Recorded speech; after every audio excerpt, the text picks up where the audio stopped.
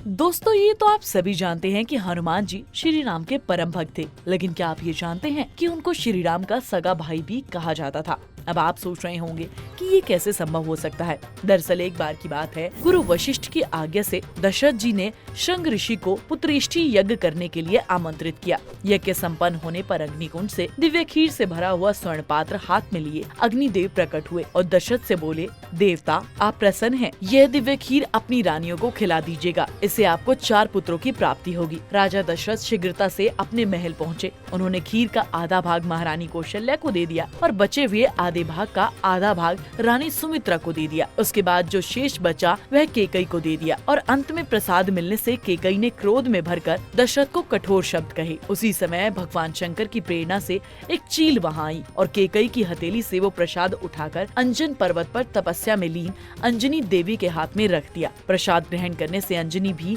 राजा दशरथ की 3 रानियों की तरह गर्भवती हुई। समय आने पर दशरथ के घर राम, भरत, लक्ष्मण और शत्रुघ्न का जन्म हुआ। दूसरी ओर अंजनी ने भी श्री हनुमान जी को जन्म दिया। इस तरह प्रकट हुए संकट और दुखों को दूर करने वाले राम जी और हनुमान जी। एक ही खीर से राम और हनुमान का जन्म होने से दोनों सगे भाई माने जाते हैं। तो दोस्तों, देखा आपने कैसे श्री राम के परम भक्त उनके सगे भाई लगते हैं। वहीं दोस्तों, ये तो आप सभी जानते हैं कि बजरंगबली प्रभु श्री राम के सबसे खास और सबसे बड़े भक्त हैं। लेकिन क्या आप ये जानते हैं, एक ऐसा भी समय आया था जब प्रभु श्री राम अपने प्रिय हनुमान पर ब्रह्मास्त्र चलाना पड़ा था। दरअसल एक पौराणिक कथा में बतलाया गया है कि जब श्री राम रावण का वध करके वापस अयोध्या लौटे, तभी उन्हें अयोध्या राज्य का राजा बना दिया गया। वहीं एक दिन दरबार में एक सभा का आयोजन किया गया, जिसमें सभी वशिष्ठ गुरु देवतागण भी आए। श्री राम के दरबार में हो रही सभा में एक चर्चा आग की तरह फैल गई। सभी के मन में सवाल उठा कि प्रभु राम ज्यादा शक्तिशाली हैं या फिर उनका नाम। वहीं सभा में बैठे ज्यादातर लोगों का मानना था कि श्री राम ही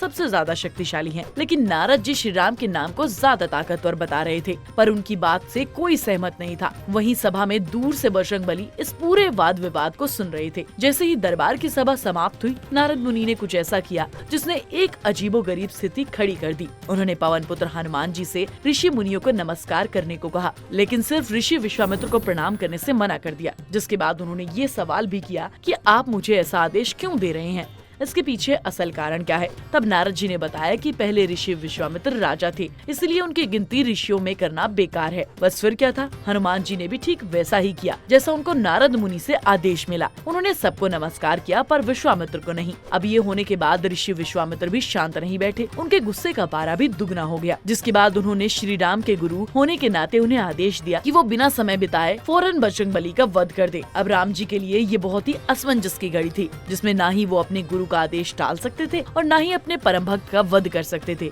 लेकिन फिर भी वो एक कठिन फैसले पर आए, जिसके चलते उन्होंने हनुमान जी का वध करने का फैसला किया। जैसे ही हनुमान जी को ऋषि विश्वामित्र के आदेश के बारे में पता चला, तो उन्होंने नारद मुनि से इतनी बड़ी समस्या का समाधान पूछा। तब नारद जी ने बजरंगबली को सलाह दी कि जैसे ही उनका वध करने के लिए राम जी आए, वो सिर्फ राम नाम का जाप करना शुरू कर दें। अब हनुमान जी ने भी ठीक वैसा ही किया जैसा नारद जी ने उन्हें कहा। उन्होंने राम नाम का जाप करना शुरू कर दिया। वहीं दूसरी तरफ राम जी भी अपने गुरु के आदेश की इज्जत रखते हुए बजरंगबली पर बाण चला दिए। लेकिन बजरंगबली ठहरे उन्हीं के परम भक्त। वो लगातार सच्चे मन से राम नाम की माला का जाप करते रहे, जिसके चलते राम के प्रहार का उन पर कोई असर नहीं हुआ। राम जी भी समझ नहीं पा रहे थे कि ऐसा कैसे हो रहा है। तभी भगवान राम ने अपने परम भक्त पर सबसे शक्तिशाली ब्रह्मास्त्र का इस्तेमाल किया।